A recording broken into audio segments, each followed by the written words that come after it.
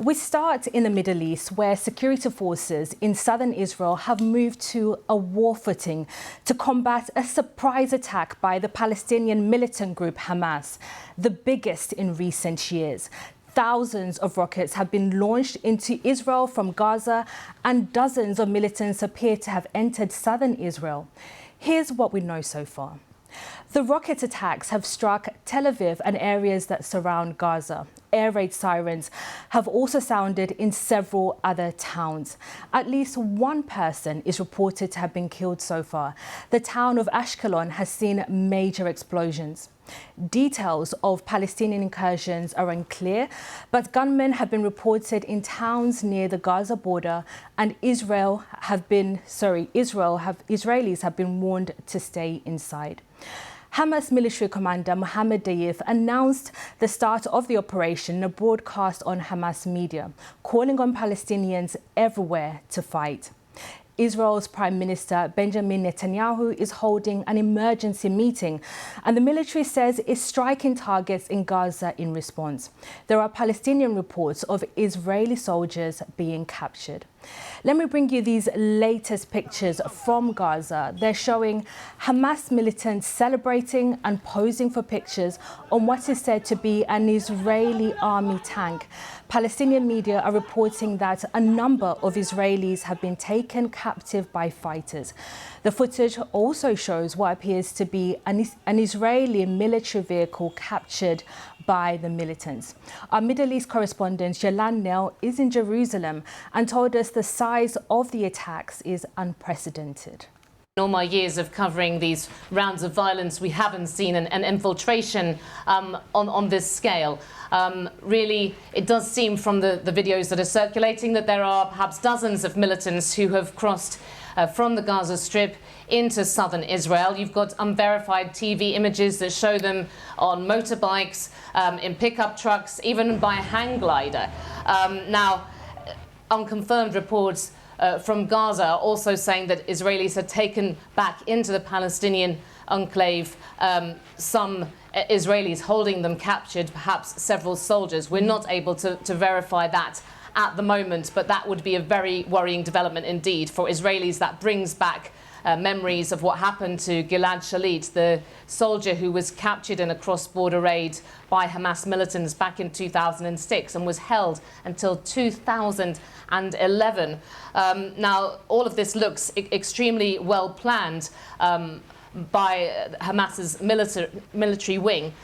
Now, you can see in some of the videos that there are militants now who are filming themselves close to Israeli homes, that they may have taken some of those homes over. There are also videos filmed by Israelis where you can see people are in the street shooting, and these people say they can hear Arabic outside their windows. That was Yolan Nell in Jerusalem. Well, for more on this, let's cross live now to the BBC's international editor, Jeremy Bowen, who's currently live in Kiev in Ukraine. Jeremy, you've covered this story, the conflict between Israel and Gaza, for many years. Just how significant are today's events? This is extremely significant. In all the years that Hamas have been in control of Gaza, more than 15, they have never done anything like this. They have never launched a surprise attack on a number of different locations. Israeli security officials said an hour or so ago that there were 21 separate incidents going on. There's a lot of video circulating, not yet verified by the BBC, showing bodies of Israeli soldiers, some of whom were clearly surprised in their bunks even by the attackers. No one was expecting Hamas to do anything like this. Tension has been rising very strongly between Palestinians and Israelis. There's been a lot of violence in the West Bank, which is the territory that goes from Jerusalem towards the Jordan River, which has been occupied by Israel since 1967.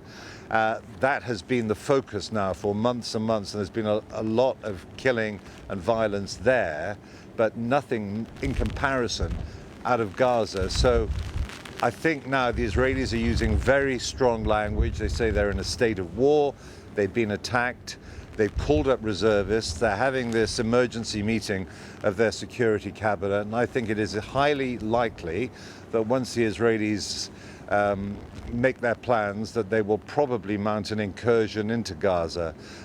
This thing is likely to escalate. And Jeremy, the big question for our viewers will be why now? Because this seems to be a coordinated attack that would have taken a lot of planning as well. Why do you think Hamas is doing this today? Well, they've called it something like Operation Jerusalem Flood. There's been tension in Jerusalem during the recent Jewish holiday, nothing on the scale that we've seen before, where there were Palestinians being pushed out by force out of the mosque there, the Al-Aqsa Mosque, which is the third holiest site in the world for Muslims, and it's also for Jews the site of the ancient Jewish temple, and therefore venerated by them. It's the most single contested piece of ground really in the entire Middle East. And there have been some incidents there. Jews have been praying on the what they know as the Temple Mount, which is something which is, it doesn't sound much, but it's considered to be highly inflammatory. And I think it comes as a culmination of these growing months of tension between Palestinians and Israelis in Jerusalem, in the West Bank, and now Hamas have decided to move. There's also a symbolic anniversary, and in the Middle East, anniversaries are quite a big deal. It's the 50th anniversary at the moment of the surprise attack in 1973 by Syria and Egypt, which resulted in a Middle East war lasting almost a month, where it was a close-run thing, and Israelis I've spoken to today are calling this Prime Minister Netanyahu's Yom Kippur surprise, when Israel was taken by surprise 50 years ago. And, you know, it could well be that the Hamas planners thought, let's try and do something like that again. Thank you very much. That's our international editor, Jeremy Bowen, and we look forward to speaking to you throughout the day here on BBC News.